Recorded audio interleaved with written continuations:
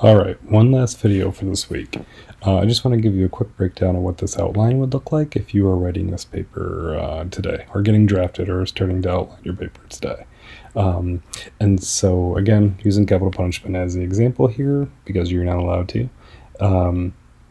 If I was starting this essay, the way that everybody's going to start the essay is the same way. You begin with two case studies, one for the topic, one side of the topic, and then the other for the other side of the topic. So, like, if I was doing capital punishment, and I want two really effective real-world case studies, I would probably start with, if I'm for capital punishment, I would use something like Ted Bundy's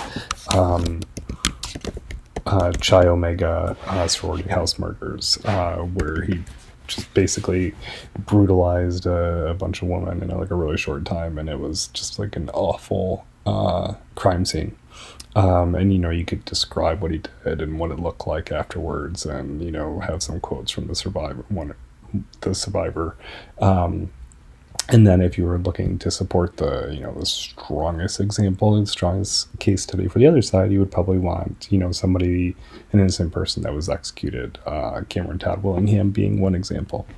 He was a father of three who was executed for murdering or starting a fire in his house on purpose and killing his children. But it was found out that after his death that he was actually innocent, and they used junk science to convict him, basically. But obviously, by then, it was too late. You could flesh that out, the relationship that he had with his children, and, and what happened and what that has led to from there. Okay, so after you provide those case studies, and, those should be, pretty long paragraphs when you're done, then you flow into the history, the background, identify the issues of the topic. So if I was doing capital punishment, I probably want like America's history of capital punishment, which started with the Punishment of Crimes Act of 1790, and then there was a moratorium in 1976. And then, when I'm doing my outline, I just plop the citations that I'm using right into my outline, and that way I know where they came from and where to find them. And then if I would probably continue with some of the recent controversies with lethal injection, and basically that Europe has banned the use of those